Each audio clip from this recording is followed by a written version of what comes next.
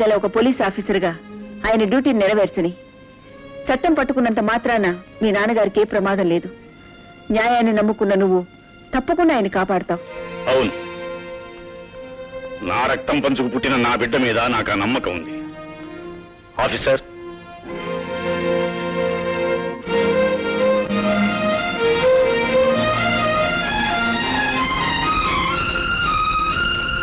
చెప్పినా సరే ఒక న్యాయమూర్తిగా మీరు చేసిన పని అన్యాయం.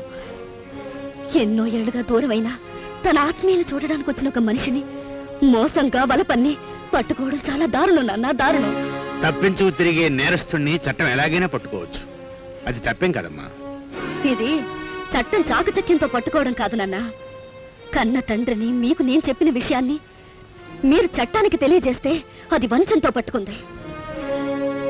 మీరిలా ఆయన్ని అన్యాయంగా అరెస్ట్ చేస్తారని తెలిస్తే మీకే నిజాన్ని చెప్పేదాన్నే కాదు. నిజం తెలిసాక నేరస్తుని అరెస్టు చేయించడం పౌరుడిగా నా బాధ్యతమ్మా. అంతేకాదు, వాడు మీ అమ్మను చంపిన హంతకుడు. వాడిని పట్టుకుని న్యాయస్థానంలో నిలబెట్టే అవకాశం దొరికినప్పుడు నేను ఎలా ఊరుకోగలనుకున్నావు? మీరు న్యాయమూర్తే కావచ్చు, కానీ ఆయన విషయంలో మాత్రం మీరు అన్యాయమే చేస్తున్నారు. ఆయన నిర్దోషి నాన్న, నిర్దోషి. I'm sorry baby, I can't help. I'm very very sorry. నానా, మురళి,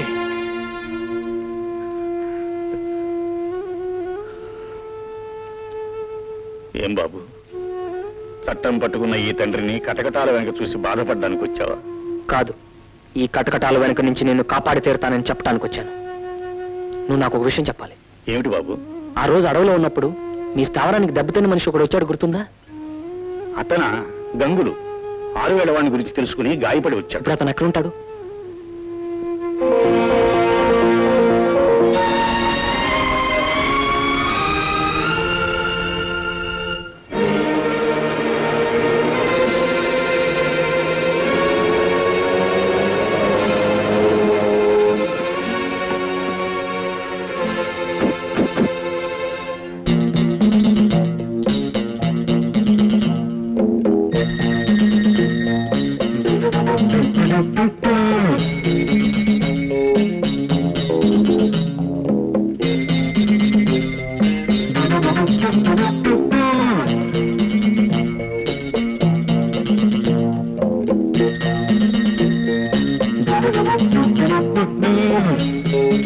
బాస్, మనం బ్యాంక్ లూటీ చేసిన బంగారాన్ని కరిగించి ఏర్పాటు చేశాం. కరిగించి బిస్కెట్స్ గా మార్చి రెడీ చేయండి. సింగపూర్ పార్టీకి పంపించాలి. అలాగే బాస్, ఇది మనం చెప్పిన పనికి ఒప్పుకోవడం లేదు. అవును, నన్ను చంపినా సరే మీరు చెప్పినట్లు విన్ను. అంతేకాదు, చచ్చేలోగా మీ విషయాలని బయట పెడతాను. నీలాంటి దాని పొగరు ఎలా అనిసాలో నాకు బాగా తెలుసు.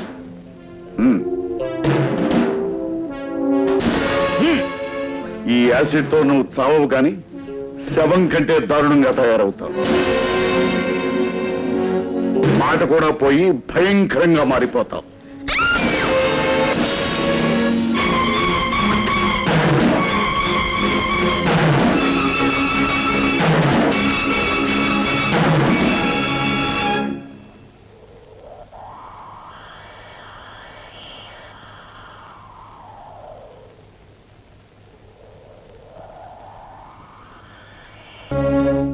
మార్నింగ్ మురళి, మనం తీసిన ఫోటోల్ని ప్రింట్లు వేసి తీసుకొచ్చా.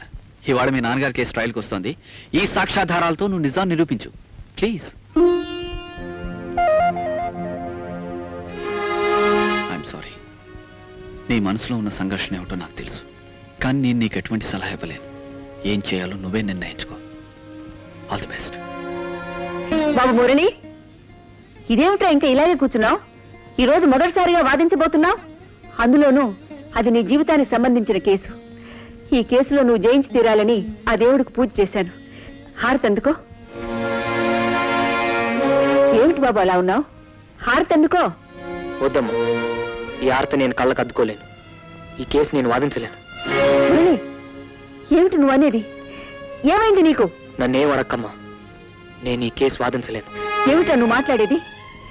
ఇన్నేళ్లుగా నేను నీ మీద పెట్టుకున్న ఆశలన్నీ నాశనం చేస్తావా? నిర్దోషులను కాపాడి దోషులకు శిక్ష పడేటట్టు చేసి ఈ సమాజానికి సేవ చేస్తావని ఎన్నో కలలు కన్నానే.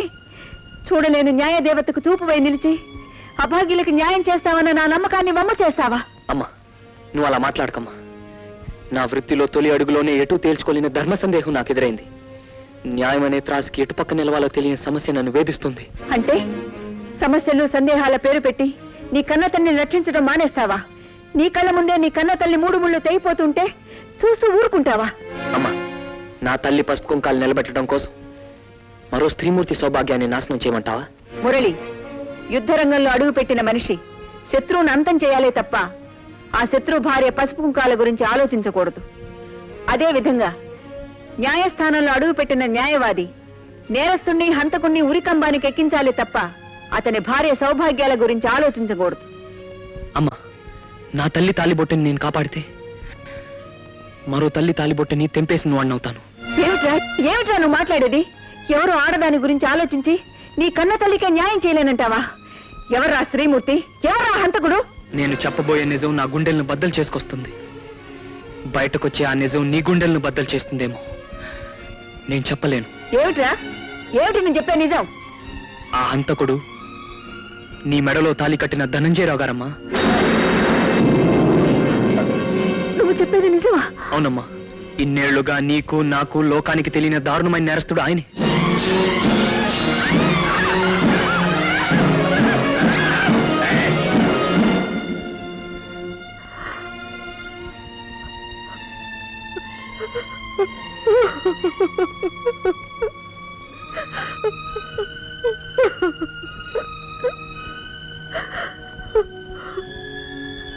న్యాయం దీపం లాంటిది.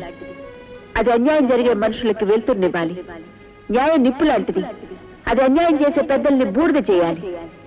కోర్టులు, చట్టాలు, సెక్షన్లు, శాసనాలు పేదవాళ్ళకి న్యాయం చేస్తాయంటున్నాయే తప్ప నిజానికి అలా జరగటం లేదు. బాబు, పేద గొప్ప తేడా లేకుండా, తనవాడు పరాయివాడనే భేదం లేకుండా న్యాయాన్ని నిలబెట్టడమే నీ ధ్యేయంగా పెట్టుకోవాలి.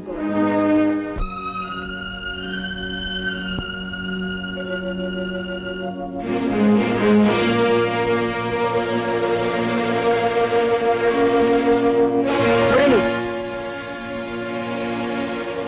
అమ్మా,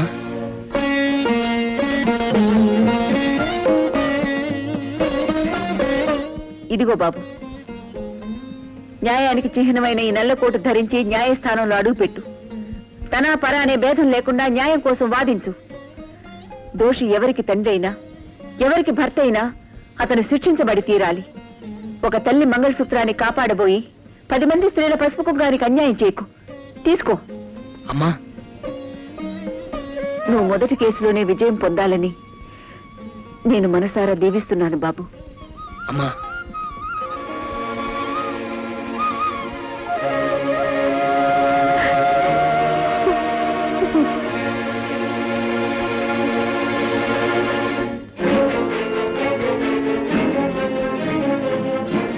డేవిడ్, నేను మాట్లాడుతున్నా. తక్షణం మన వాళ్ళని పంపి మా ఇంటి నుంచి కోర్టు బయలుదేరే మురళీకృష్ణకు అడ్డుపడి అవసరమైతే అంతం చేసి అతని దగ్గర ఉన్న సాక్ష్యాలన్నీ సర్వనాశనం చేయండి. బాస్, మీ ఇంటి నుంచి బయలుదేరిన మురళీకృష్ణ అంటే మీ అబ్బాయి కదా బాస్. అతన్ని అంతం చేయమంటారా? డేవిడ్, నా ప్రాణానికి ముంచుకొచ్చే ప్రమాదంలో నేను ఏ బంధాన్ని పట్టించుకోను. ముందు వెళ్ళి నేను చెప్పినట్టు చేయండి. That's all.